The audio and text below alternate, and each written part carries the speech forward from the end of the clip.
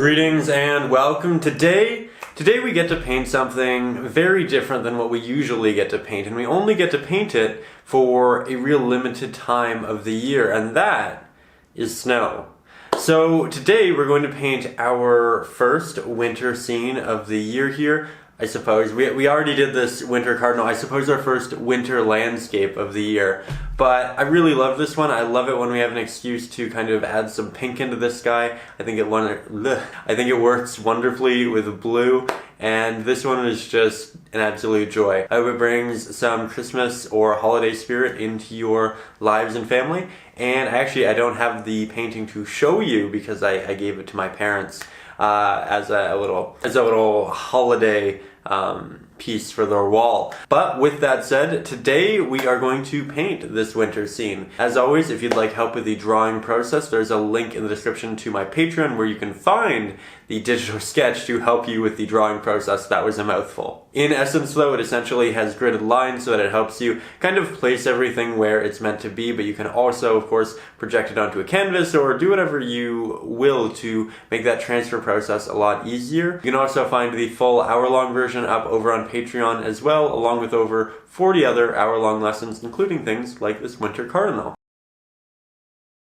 But with all of that said, let's jump into today's hour-long cut-up lesson thing. I'm going to want to begin working on the background.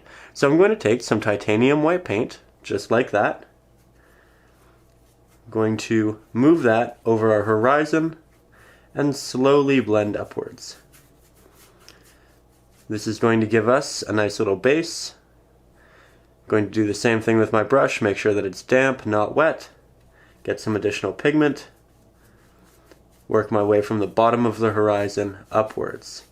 This is going to thicken all of the pigments that we use because primary red and French ultramarine blue are innately a little bit more transparent, and this will act as a thickening pigment. So now I'll get some of that primary red. I'll move it down here on my palette. We'll take the cleaner side of the brush, grab some titanium white. We'll mix the two together, rendering a nice pink color. Then I'm going to take that, going to move it up into the sky here. Now I'm going to get some French ultramarine blue right there. I'm going to get a good amount of white. Mix the two right here. It's a nice color. I'm going to begin applying this to the top of the painting. Now at this point the pink is probably really starting to dry, and as you can see we're getting a bit of a chalky aesthetic. So I'm going to make sure the brush is damp. I'm just going to use that, and now we can blend wet layers into dry layers. So I like my sky for now. We're going to be doing a lot of trees and falling snow, and it'll look a lot more interesting then. But right now we're just building the base and the foundation. So we'll leave that, and then we'll grab a little bit of Mars Black, just a tiny bit on the brush, because it's a very strong pigment. Then I'm going to grab some titanium white, mix the two together, get a nice gray. It's fairly light gray. You can see it in comparison to that. And I'm going to start working in my mountain. Initially just with this tone. I'm going to grab the medium-sized square-headed brush instead. I'm going to make sure it's damp, just like the last time. I'm going to grab some of that pink that we still have on our canvas. Then I'm going to apply that to our newly applied mountain, predominantly on the sides and edges that are closer to the pink light. Then I'm going to blend it down and back. Sometimes I'll leave a hard edge to imply that the mountain has a hard edge in it and that the light can't wrap around that area. It'll give it a little bit of extra depth. So that's looking good. But I want to also incorporate some blues because there are blues in the sky, and we have the pink areas, the light is hitting that, but there are also cooler sides to the mountain. So we'll take a little bit of the darker blue here. Make sure it's nice and wet. Just like that. We might even throw in a little bit of black. Make it nice and dark. Then we can begin working in the other areas. And as you can see, that's very dark. Might be a little bit too dark, but we can play around with it. As we blend it in, as you can see, it definitely dissipates as it blends with the natural colors. Now we can add in some highlights, and for that I'm going to grab a slightly smaller brush. Started with the big one for all of the blocking in, then we did a little bit more intricate work with the medium size, and now we'll do the detail work with this one. So we'll grab some titanium white, make sure that it's nice and wet. We'll go to the top of the mountain, make it a snow-covered mountain. Begin to move the snow right down the mountain. It'll blend with the pinks that we have, and the other colors as well. Just like that. Doing a bit of a tapping effect to get some areas that are thicker than others. And we're using the smaller square-headed brush because it has a very sharp, fine edge, which is great for rendering detail work, of course. We're going to incorporate some mist or some blowing snow. I'm going to take the medium-sized round-headed brush, dip it in some water here, and I'm going to grab some titanium white, maybe get a little bit of blue in there. I'm going to go to the bottom of the mountain, and then in a circular motion, just going to blend this upwards a little bit. And now we're going to work on a set of trees here that's a little bit farther away. So I'm going to begin with my smaller square-headed brush. So this is my initial color, and I might change it dramatically, but you are going to watch through the process. Then you can make your decision about what you want to do with it. So here, I'm working on my trees. I can still see the drawing of them from before.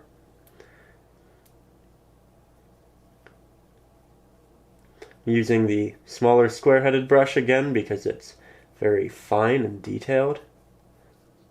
So now we're done the initial layer of our first tree line, and it looks quite good, I think. Now what I'm going to do is you can do this with two things. You can do it with the small round-headed brush, or you can do it with the square-headed brush. If you do it with the square-headed brush, you're going to be using the corner. If you use the round-headed brush, you're going to be using all of it because it doesn't have a corner. I'm going to use this, but just know that you can use a liner brush or a smaller round-headed brush for it. I'm going to be taking that color that we were using, applying a very minimal amount of it to the corner, and I'm going to be tapping on little additions to some of these trees. I'm going to switch back over to this brush.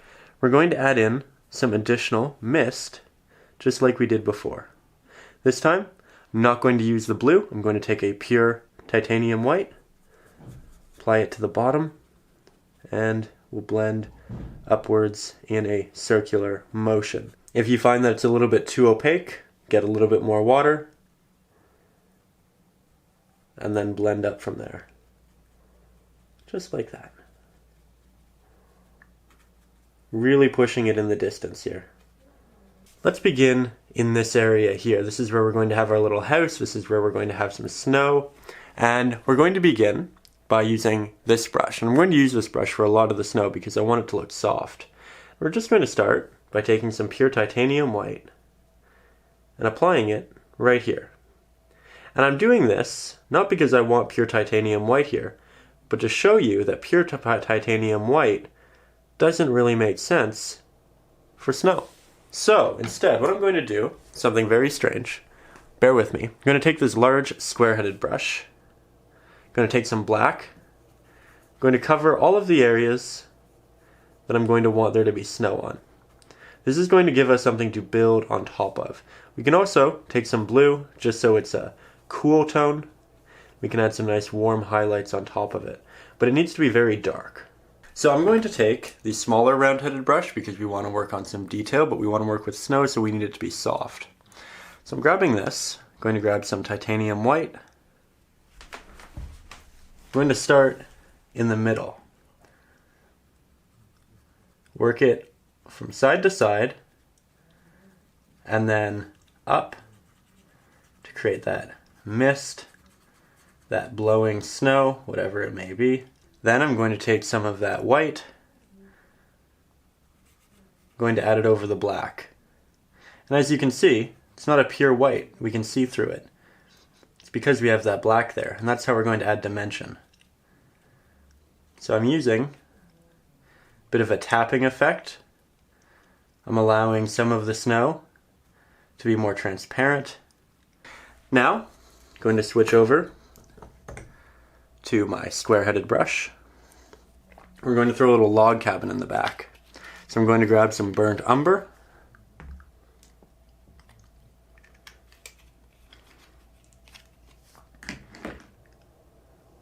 Just like that. We'll move it down here. Grab a little bit of Mars black, a little bit of titanium white, more burnt umber. Throw in nice little log cabin. See how perfect the edges this brush is getting? They're so sharp. Now I also want to add windows in it so we can do some light and it'll reflect down here. But before I do that, I do want to let that dry. So much like the trees and everything else, the snow, it's about doing things in due time. While we wait for the trees to dry, the cabin to dry, and all of this to dry, as well as the snow, let's go in and work on this area right here. So I'm going to switch over to my medium-sized square-headed brush because it can hold a good amount of paint and we can work around these sharp areas quite easily. And this can be water, this can be ice, it can be whatever really you want it to be. It can be ice covered with snow, and I think I want something very calm. So I'm going to grab some French ultramarine blue, just going to throw that on there. And I'm thinking we do a blue down here, and then more of a pink here, then more into white and gray here. Now, I'm going to switch back over to the medium-sized round-headed brush. I'm going to grab some titanium white, which is getting a little bit more difficult in here, as it's getting a little bit messy. If you find that it's getting too messy, don't worry, just pour a little bit more paint, and all should be well. Now, I'm going to apply some snow. So, starting here at the top, closer to the house, and then I'll, in round motions, work my way down. As you can see, it gets more and more transparent. Now we have the start to all of our snow. We will definitely brighten it up. It definitely needs to be brighter than this back area, but it's a good first layer. Now I'm going to take the smaller round-headed brush, dip it in some water, get some of that titanium white paint, and begin applying that to the tops of our trees. Doing a lot of a dabbing motion, as you can see. I'm going to switch over to the smaller round-headed brush. I'm going to grab some of our primary yellow. I'm going to grab some of our primary red. We need to use a lot more yellow than red because the red's a much stronger pigment, but we're going to render a bit of an orange. I'm going to take some titanium white, thicken it, then we're going to throw in a couple little windows here. And then we can add some light down here in the snow, make it really soft, and then we can throw it down here as well. Now, I want to work on this tree right here. So we're going to switch over to our medium-sized square-headed brush. Make that nice and wet. Create some green similar to that. So we'll mix it right next to our initial application. And we're doing that because we have a reference point now of what we want it to look like.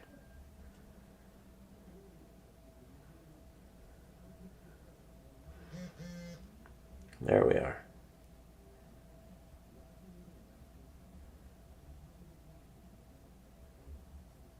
Looking really quite good.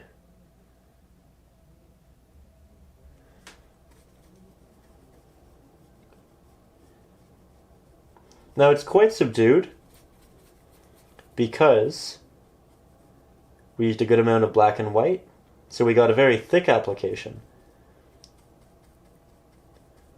But we lost some saturation. We can throw that back in if we want by doing another layer of more yellow and more blue. Now, if this is ice, we can throw a little bit of snow on the bottom here as well. Makes it a little bit more three-dimensional. I'm going to need some burnt umber. So we'll apply that where we did before. This will match nicely with the brown we used there and there as well. So we'll grab that. Some titanium white. Some Mars black. Get something nice and mid-tone-ish. I'm going to go over all of the windows.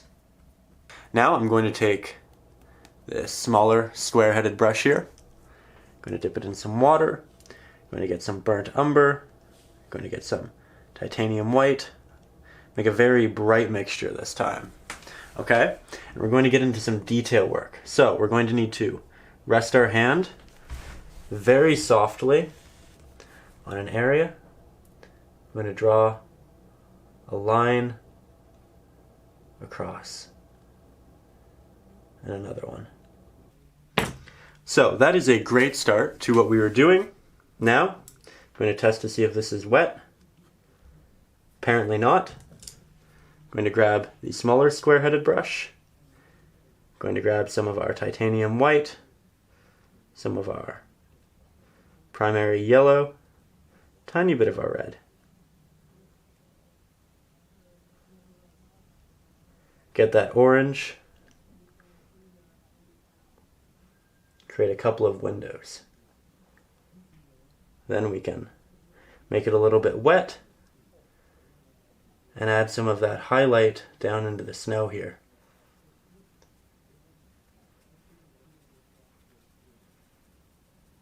There we are. Nice and bright around the cabin. Now I'm going to get some of that Mars black. I'm going to work on some windows. Just doing a tapping motion. Keeping it very concise.